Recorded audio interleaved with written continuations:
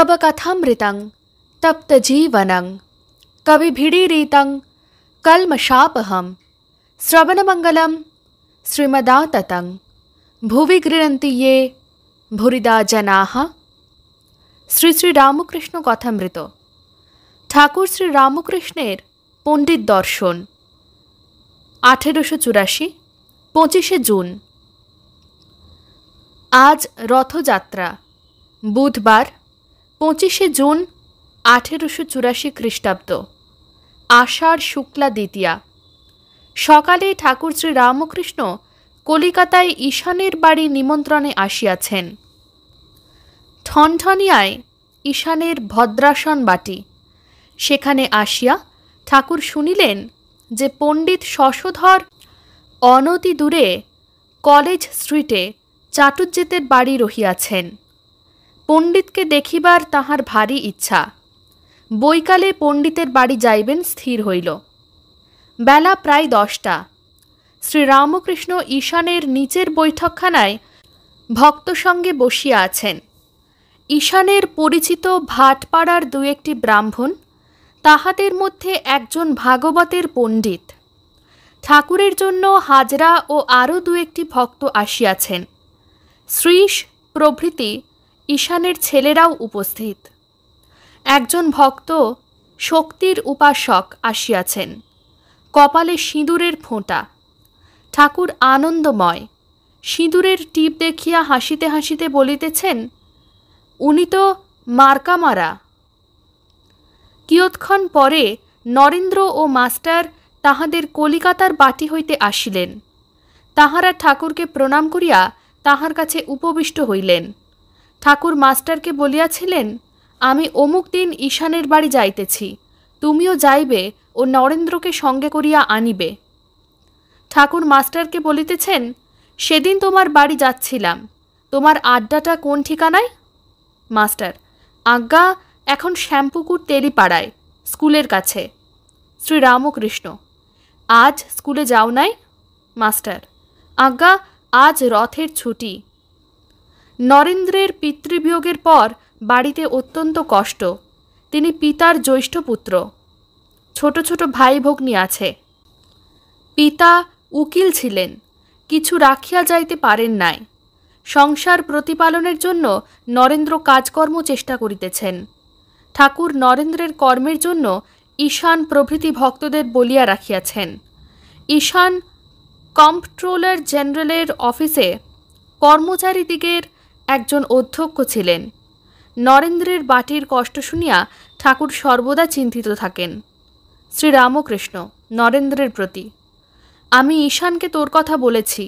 ঈশান ওখানে, অর্থাৎ দক্ষিণেশ্বর কালী মন্দিরে একদিন ছিল কি না, তাই বলেছিলাম। তার অনেকের সঙ্গে আলাপ আছে। ঈশান ঠাকুরকে নিমন্ত্রণ করিয়া আনিয়াছেন। সেই উপলক্ষে কতকগুলি বন্ধুদেরও নিমন্ত্রণ করিয়াছেন। গান হইবে। পাখোয়াজ, বাঁয়া তবলা ও তানপুরার আয়োজন হইয়াছে। বাড়ির একজন একটি পাত্র করিয়া পাখোয়াজের জন্য ময়দা আনিয়া দিল। বেলা 11টা হইবে। ঈশানের ইচ্ছা নরেন্দ্র গান করেন। শ্রীরামকৃষ্ণ ঈশানের প্রতি, এখনো ময়দা? তবে বুঝি খাবার অনেক দেরি। ঈশান সহাস্যে, আজ্ঞে না, তত দেরি নাই। ভক্তেরা কেহ কেহ হাসিতেছেন।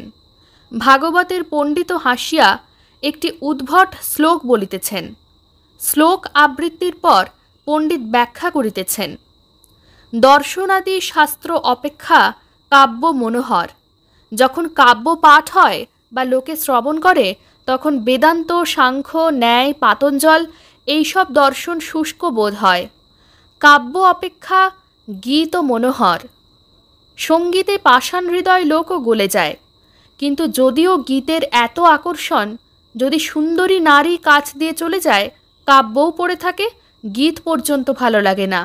সব মন ওই নারীর দিকে চলে যায়। আবার যখন বুভুক্ষা হয়, ক্ষুধা পায়, কাব্য, গীত, নারী কিছুই ভালো লাগে না। অন্য চিন্তা চমৎকারা। শ্রীরামকৃষ্ণ সহাস্যে, ইনি রসিক। পাখোয়াজ বাঁধা হইল। নরেন্দ্র গান গাহিতেছেন। গান একটু আরম্ভ হইতে না হইতে ঠাকুর উপরের বৈঠকখানা ঘরে বিশ্রাম করিবার জন্য চলিয়া আসিলেন, সঙ্গে মাস্টার ও শ্রীশ। বৈঠকখানা ঘর রাস্তার উপর। ঈশানের শ্বশুর ক্ষেত্রনাথ চাটুর্যে মহাশয় এই বৈঠকখানা ঘর করিয়াছেন।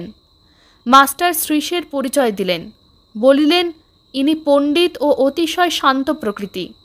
শিশুকাল হইতে ইনি আমার সঙ্গে বরাবর পড়িয়াছিলেন। ইনি ওকালতি করেন। শ্রীরামকৃষ্ণ: এরকম লোকের উকিল হওয়া? মাস্টার: ভুলে ওর ও পথে যাওয়া হয়েছে। শ্রীরামকৃষ্ণ: আমি গণেশ উকিলকে দেখেছি। ওখানে অর্থাৎ দক্ষিণেশ্বর কালীবাটিতে বাবুদের সঙ্গে মাঝে মাঝে যায়, পান্নাও যায়। সুন্দর নয়, তবে গান ভালো। আমায় কিন্তু বড় মানে, সরল। শ্রীশের প্রতি: আপনি কি সার মনে করেছ?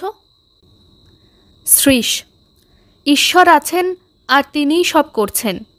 তবে তাঁর গুণ, অ্যাট্রিবিউটস আমরা যা ধারণা করি তা ঠিক নয়। মানুষ তাঁর বিষয়ে কি ধারণা করবে? অনন্ত কাণ্ড।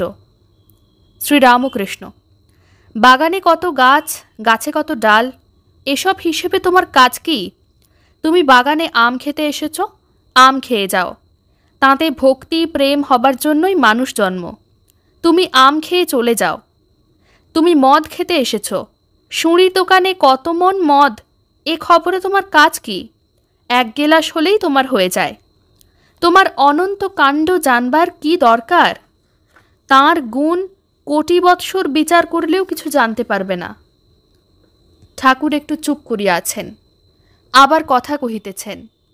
ভাটপাড়ার একটি ব্রাহ্মণও বসিয়া আছেন। শ্রীরামকৃষ্ণ মাস্টারের প্রতি: সংসারে কিছুই নাই। এর অর্থাৎ ঈশানের সংসার ভালো, তাই। তা না হলে যদি ছেলেরা রাঁড়খোর, গাঁজাখোর, মাতাল, অবাধ্য এইসব হতো, কষ্টের এক শেষ হতো। সকলের ঈশ্বরের দিকে মন, বিদ্যার সংসার। এরূপ প্রায় দেখা যায় না। এরূপ দু চারটে বাড়ি দেখলাম, কেবল ঝগড়া, কোঁদল, হিংসা, তারপর রোগ শোক, দারিদ্র। দেখে বললাম, মা, এই বেলা মোড় ফিরিয়ে দাও। দেখো না নরেন্দ্র কি মুশকিলেই পড়েছে। বাপ মারা গেছে, বাড়িতে খেতে পাচ্ছে না, কাজকর্মের এত চেষ্টা করছে, জুটছে না।